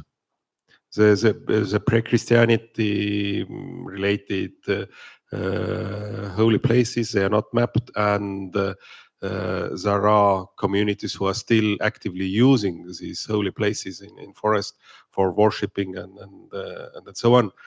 But as officially they are not protected, they are cut it down as well. There are, like in South Estonia, there is a tradition for having this cross ristipuud, cross trees, that if the during the funerals there is cutted across into the trees. That like the sacred trees, basically, right? Yeah, they're holding the soul of the people, and then these forests are cut it down. This is for the local communities. It is holy places, and then it is cut it down. And this is clear indication that by the international standards, the forest management system is not sustainable. So it's very sort of cultural, as you already said, and sort of emotional aspect here. Yeah. Anyone wanted to add on this one? Yeah, I just wanted to add to Michal's point, and again also Matti's point that yes, we have that the science behind forestry today is not doing really good work. They are categorizing some of the forests under forest that actually isn't really treeless forest, that doesn't have the diversity that it used to have, doesn't have any more the animals it used to have, and because of that, for Estonians, forest becomes unknown, strange place. For centuries, a forest has been for Estonians not only a sacred place, but also a place where we escape from oppressors. This is a place where people were escaping from knights. Also, after Soviet Union occupied Estonia, so many Estonians fled to the forest. So the attachment is really strong. And if we are destroying this culture at the moment, then we're also losing the knowledge about the environment and the commitment that we should actually have for any kind of change. Yeah, not just like sacred trees. This amount of intensity with which we're logging, it is threatening our cultural ties to the forests, which we are, as you said, already alienated enough from. Also, in the very simple way that if we continue at current kind of volumes, then in 10, 20 years, but very soon, there's just not going to be any more cottages in the forest, because the forests are just going to be like patches of trees. So the cultural ramifications of this, Estonia, is known as a nation of forests. And you said that we're the fourth most forested in Europe? Apparently, the statistic shows that we're fourth or fifth. Either way, it's, so the alienated people who kind of have in their back of their mind, yes, Estonians are forest people. They're totally detached from this reality. Grete? This discussion just remind me of one really wonderful experimental study, and actually there are many of that kind of studies. So environmental psychologists have studied the effect or impact of being exposed to the nature, to the way people solve like common dilemmas. Do you know what's Common's dilemma? This is the situation when in cooperation with other people, you can preserve some resource over a long period. But when you don't cooperate, but are greedy and try to get a lot of resource at a short time, then everybody will starve. So there are that kind of simulation games. And it's really interesting. Some studies show that if you expose experimental group to the natural environment, then after that, when they start playing that Commons dilemma game or simulation, they play in a way that they will survive. So what is affected is their ability to inhibit the will to get more, and they start to make more altruistic and cooperative choices. And in a control group, when they're exposed in some other kind of like city environment, they play in a way most people play. So fast richness and fast dying out. And so it says that nature has a power to protect itself.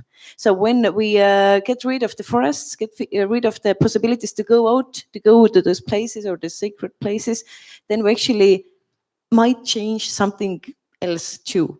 Thank you. But someone has been, thanks. Someone's been waiting the right long time there at the back. We'll take a question from the audience. It's not really a question. You can comment as well. It's fine. It's more a comment first, and then maybe it's a question later. Where are you from as well? I'm from Estonia. Estonia, okay. And I'm doing my final thesis about this topic actually. And I think the answer to the last guy who asked was first, it's not what I can do tomorrow, but what I can do today. So if you go home today, just go online and change your energy bill to renewable energy, and Google what else options there is possible, because or unplug every device that you're not using because they're using residual energy when they're plugged.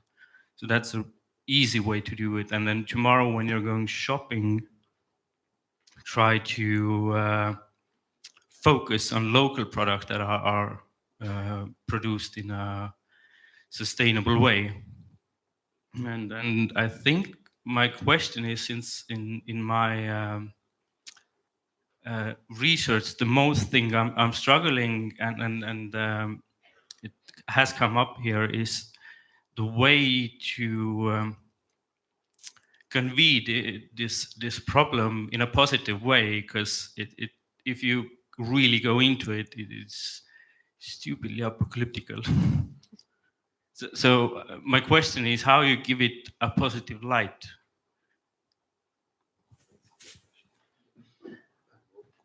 I have 2 children for whom I'm doing this. That I still have hopes that there is a chance, less than 1%, that we can see Estonia 200 celebration. But still, even it is so small chance that we can survive this big collapse coming in something between 2035 to 2030 to 2050, something like this. There is still hope that if we are talking, look how many people have came here to discuss about this topic, that it is becoming more and more important for people, and together we can change it. It is not something like that. It is everything is gone. No, we can, and if we are working together, if we are collaborating, we can change the world. And there is hope that maybe our children can have almost as good life as we have. There is still some chance, and that it is worth to fight for that. Neuroscientists know for about, I think, 15 years already that our brain is unbelievably plastic.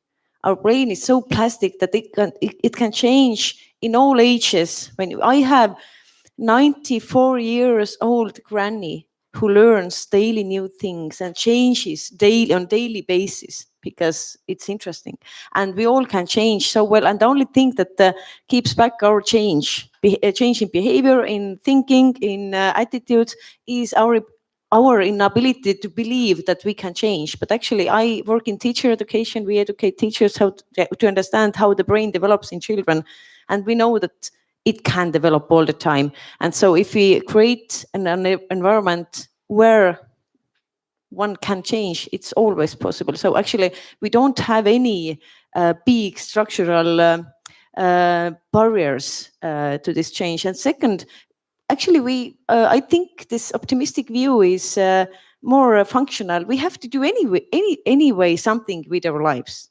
Why not to try change that shit? Yes, really, really good. I have a comment as well, actually, to answer your question. Maybe one of the biggest events, or so to say, that the Estonians have made a real impact on the world and around the world. Maybe you've all heard of it. It's the action campaign called Teeme ära, Let's Do It, where Estonians actually reached most of the countries of the world, I think, excluding North Korea and so on. So that would be something very, very positive that we can be proud of and learn from. Totally. Can I say something positive too? Yeah, sure. I think I haven't. We take questions. Haven't enough. 2 questions in the audience. It was. Now I was getting this mixed up. I think it was the Oxford University study, one of the longest studies going that tried to, for I don't know, 70 years or something, measure what is it that makes humans most happy, and they found among completely different age groups and completely different like walks of life that it's people, it's other people, it's close relations, and it's good friends. So I think therein lies what I said also in my presentation. This great challenge that we're facing is an immense opportunity to really unite, and apparently humans are hardwired for empathy. We're hardwired to care about each other. So if we unite, we start caring about each other more. And I don't know. This is a very good point. Social cohesion is very important. I agree. But let's take questions from audience. We've got one right over there and one hand at the back. Yeah. Okay, so I'm actually a teacher in Ulamista City, where the Let's Do It Foundation is currently. And my question, I guess, is they're not doing anything in the new city to promote waste management or green energy. So if they're not even doing it where they're at, then how are we progressing the rest of the country? Which city you're talking about? Sorry. In Ulamista City, the smart city. Oh, Ulamista City, smart city. Okay. Yeah. They're not doing what? Sorry. There's no waste management. Waste management. Okay. I didn't know that. Anyone wants to comment on that? Yeah. So also in accordance with Christian's question, like what can we do?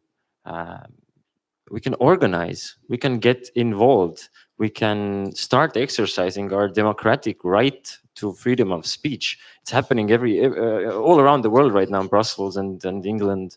And people are coming to the streets. They're organizing and they're demanding. I can't remember which country it was, but someone just sued their government because of not enough action on the climate question. So we can do this.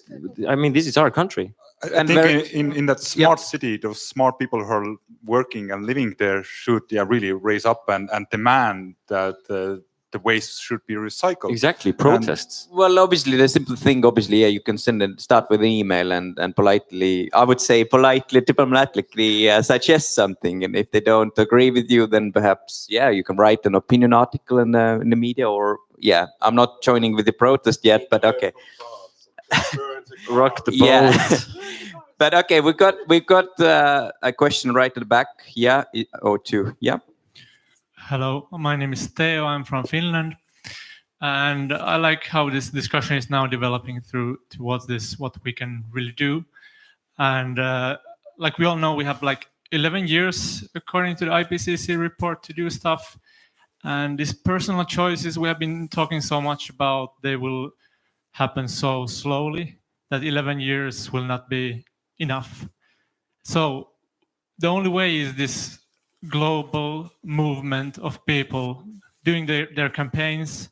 And I think Estonia needs their own campaign for climate as well. This Let's Do It campaign, they are focusing on the rubbish, but you need also, or we here, a campaign for the climate. And here are a lot of people who are able to do this. So why wouldn't we start it now here? So that's a question for Estonishing team. Let's sign up at the door on our way out. Okay. Let's think about that. I mean, what is a specific suggestion? Start exactly what? So I'm running a campaign in Finland currently, and we have a petition that we urge our politicians to use the EU presidency of Finland this year to place this on the number one priority on the agenda. So the EU would make policies that would aim for the 1.5 degree policies. And we have now maybe 20,000 signatures in the petition. We have the universities all around Finland behind this campaign. The city of Helsinki, the cities of Lahti, many others, the UNICEF, a lot of people, just when we ask them to join this campaign, they will join. So you need just some people to ask the questions. in the public. I guess the question is, can we unite and start that kind of campaign? Or is this something we haven't already done? Anyone wants to comment on that? Looks like it's a good time. It's a moment for a thought. But while we're thinking, let's take another question right there at the back. He's been waiting for a long time. Yep. Hi, I'm Madis. I'm a regular Estonian, but I'm also from the Estonian Green movement. Okay. I was also inspired by Grete and her thoughts about how we can reach school children. But it seems like school children are more often now actually not going to school because they're going on climate strikes. So it's hard to reach them because they already know what to do. The problem is with the adults. And the adults are very busy all the time, going home, going to work, going to home, going to work. So the question is the same, actually, like, how can we reach them? And do you, let's say, what's your thought on civil disobedience, or like stopping the people and making them think? So, because actually the way you change misconceptions in children work with adults too. So many studies with misconceptions have made with students, which are actually adult people, and the mechanisms are the same. So actually all the campaigns we are doing, we just think it's enough when we provide right information, but it doesn't work like this, because we know how our working memory and how our long-term memory cooperate when new information comes in. Usually our working memory goes into our old knowledge, which might be wrong, very wrong. For example, nothing depends on me or something. And we bring that up, although you are giving the new information, and then we relearn our old conceptions. For example, this is one, and we know we have studied and tried already in the scientific community many ways how to change, how to give the good message. And I think this previous one who talks, I really like that the message.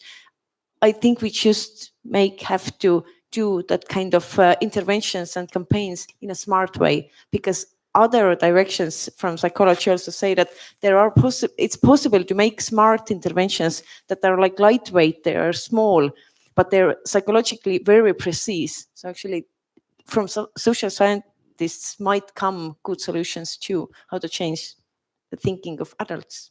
Okay. Yeah, you want to add something? Yeah, I thought that what have happened over the last year, where people have joined to fight for better environment. A year ago we had the forest walk. Then in spring we had get together about cellulosis factory in Tartu, where people joined. Some thousands of people came. Pulp mill in English. It's pulp mill. Yeah. And we have the Eesti Metsabiks, pro-Estonian forest movement, which includes some thousands of people. I think that it's 8,000. But for climate, I think that it would be extremely hard to get people on the streets. That it is extremely hard to get people anyway onto the streets, even if it's so unfair conditions what we have. But still, Estonians, it's somehow it is not our policy, but we even got the people on streets for women. Why not? That's right. I forgot this. I was on office and at work at that day. Yes. Generally, for those people who've just come to Estonia, Estonians are not really it's not in the national character to go on the street. Very rarely that we have those protests, and then usually, they don't involve more than 1,000 people or so. I don't remember there being more than that. So it's not a kind of Paris-style nation, So Estonians are a bit reserved when it comes to going on the street, but that's that. Any more audience questions, comments? Or we take from Slido, Reelika. We got something on Slido? We have one from the audience as well, or two. One. I'm Alexander, I'm from Ukraine, and I heard from one of the speakers that in Europe, the problem of refugees is more significant than the climate problem. However, let me remind you that the climate change caused the fall of the Roman Empire due to the barbarian invasion, is the first one. The second statement is medieval climate optimum caused the great geographical explorations, which changed the political structure of the world significantly. So my question is kind of strange, but how Europe and Estonia particularly could utilize the climate changing in a political perspective? So that's my question. Yeah, I mentioned it in my talk that the biggest threats what Estonia sees is the political threats. That's it's inevitable that there will be refugees and that millions of refugees are coming in near future, because just that fact that the sea level of the oceans is rising and the people doesn't have place to live, because most of the population of humans is living on near the coast. So there is enormous big problems arising with this issue, and at the moment I don't know what would be the best solution. My personal opinion is that it is much cheaper and safer to solve these issues where they are happening, so that to help these refugees as close to their homes as possible. But of course we have different political opinions on here, and the elections are showing which idea is winning on here. But it is clearly very big threat. Well, and when we talk about refugees, we always think about maybe Syria these days, people coming from Sahara, Africa. But because of the climate change, we are also starting to see in the future more refugees or migration within Western societies itself. South Spain today is desertificating. When I was doing my master's in University of Kent in England, from southern Spain were buying land in there to bring all their grape farms into England. Are we maybe seeing in the future also that Southern Europeans are coming here to Estonia, where the climate is becoming more milder, more suitable for them? I'm sure we are going to see that, and this is one thing that we definitely have to touch on. The land grabbing, what is have started already in Estonia also, that the foreigners are buying agricultural land because it will be extremely profitable here to produce food here, because this is one of the fewest places where in Europe it can be done. Mm-hmm. And this is just like what I was talking about, the potato fields, what's happening today. Big corporations are buying the land, or Chinese maybe going around the world buying all the suitable land for their future agriculture products. About refugees, I'm not going to formulate a concrete point of view here, but I do not think that Estonia stands a lot of chance if we try to in the near future completely isolate ourselves from geopolitics or global politics. I think our big chance is to really press the button of let's try to work together and let's try to solve these questions kind of in unison, because I don't think we stand a chance against like the millions of hordes. I mean, we don't have Trump. No one's gonna build a wall here. Okay, there was another question in the audience. Yeah, over there. I'm Estonian. I just, as we're talking about practical steps, and there are so many teachers here, I was just wondering if you've ever tried this campaign that you are telling your school children that they will come to school by public transport and somehow persuade their parents not to use the car one day a week because public transport is free and all the cars are standing in a jam. Have you tried it? But that is a practical thing, because there aren't very many countries in the world where public transport is free. Well, the problem is that the public transport doesn't reach to everyone, and lots of people, even in urban settings, they don't have that opportunity to actually reach the public transport. And for lots of parents, maybe public transport is a question of safety. It's for them maybe safer to take their kids by car to school, so on. But it's definitely a question we should. It's a different topic. Excuses. We discussed that during the actually last year we had about Tallinn, how to make Tallinn great again, and we discussed the public transport. And indeed, you're right, it doesn't actually reach to some of the suburbs, or not frequently enough. You know, if you get one bus per hour, it's not really helpful. So you are absolutely right. So you know, Tallinn's mayor and Tallinn city government likes to post about it, but it's not actually the case always. but that's that. I don't want to go too political.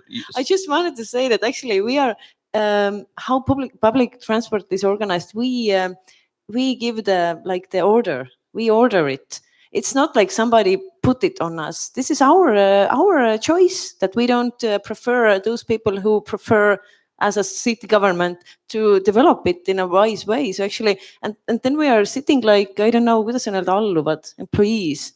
We cannot do anything because our bosses are so stupid. They have always been. It's not democracy. This is our choice to demand normal facilities, for example, public transport. And it's never, and the cycling as well, it's never too comfortable, but it can be made more comfortable. And we know countries where the weather is more, it's worse than here, and it's possible to ride a bike and the public transport. Okay, thanks. Yeah, another question for the audience at the back there.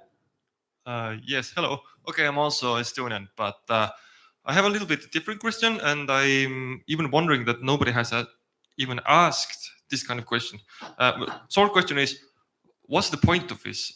And the long question is that, look, we're Estonia. We are only 1 million people, and I personally have nothing against going all the green. For example, okay, let's shut down this oil shale power plant. Let's go all green and so on. But still, this footprint is just so small compared to other world big leaders like US, China, Russia. I mean, if we are the only country that is green and nobody cares, they're like, oh, they're just a bunch of tree huggers right there in Estonia. We don't care about them. So how can we actually make some kind of impact? For example, okay, as I said, there's just so few of us, and if all of us are going green, it's just so small of an actual impact in the world. So why should we do it? It is very good question. Maybe you didn't read the event description, actually. It is very, very typical question, and leads to the misconceptions. But Greta told us our ecological footprint is way bigger than American footprint per capita. Our Estonians footprint is much. It is one of the third footprint or something like this in the world because of our oil shale industry, and we can make difference. It is not fair to blame that. Look what the Chinese people or Bangladesh people or what they are doing there. That they are polluting the sea and so on. They produce the stuff what we buy, and we like to buy cheap stuff and a lot. They're producing these for us. And our ecological footprint is there, not only in Estonia, not only because of the oil shale industry. Our choices are what generates our ecological footprint, and we can make difference. We can be example, and if we are making us greener, then we can ask the other countries to say that, look, we have cleaned up our courtyard. Now it is your turn. Why you are wasting that? This is a common boat where we are sitting. But we can't do it before we have cleaned up ourselves. And there is also one very common bias. We think that, or many people think that from my actions nothing depends. So when I make sustainable choice, nothing gets better. But actually, we know that it doesn't work another way around. We can do as individuals and as a group a lot of harm, and this has been done already. And then when this harm happened to the climate and to the biodiversity and so on, with all our choices, then these choices of one person, they made difference. So how it doesn't work other way around? I wonder why we think that we cannot make positive change with on individual level. I'd like to say that environmental philosopher called Caldicott has said that there is no survival value in pessimism. So I think the question imposed is kind of skewed from the beginning because, like I said also in my presentation, the time for debating over who is more to blame is over because it does not matter who is to blame. So if all of these other countries are looking away and polluting more, then this is reason for us to work even harder, because the question is not who has the best ecological country image. The question is, are we going to survive this crisis as a humanity or not? I wanted to bring up, it just came to into my mind, one positive example that what we can do if we are doing it together is when I was young, and up until the 90s, when I was still young, was the biggest threat or one of the biggest issue what everybody talked was ozone layer depletion. And at the moment, we can say that we have solved this problem, that there is no big threat anymore from the ozone layer depletion. And it only needed agreement of the industrial countries not to produce anymore these freons and the gases which were caused this issue. If we are looking that in Paris, the countries were still ready to negotiate and get into the common agreement, at least from something, I think that there is a very big hope that we can do something. We can still we still talk, we still can make the agreements, and there is still hope that never lose the sight that everything is possible. Thank you. So last question, talking about future. Let's imagine Estonia in, I don't know, let's say 2030, through your perspective. And let me just do a quick quote as well. A young Estonian student went to Paris climate conference, it was 2 or 3 years ago, right? And he wrote an article for Estonian World, and I quote him: "The driver's seat to the 21st century green economy is empty, and Estonia could make a good candidate to fill in that seat." Do you think that could ever happen? Let's be positive and imagine Estonia now 15 years down the line or 20 years. I absolutely think that it can happen. Anything else? I see, like Grete mentioned, there are actually no barriers that are not possible to go past that could really stop us. The only thing that we need is motivation and ambition to realize that the direction that we should be moving toward collectively is the same, and just start getting on with it. Grete? We have made in history at least twice an incredible thing. We had made our own republic. And I think the next big challenge would be to keep it livable. And it's so small country, it's so easy to make great changes here.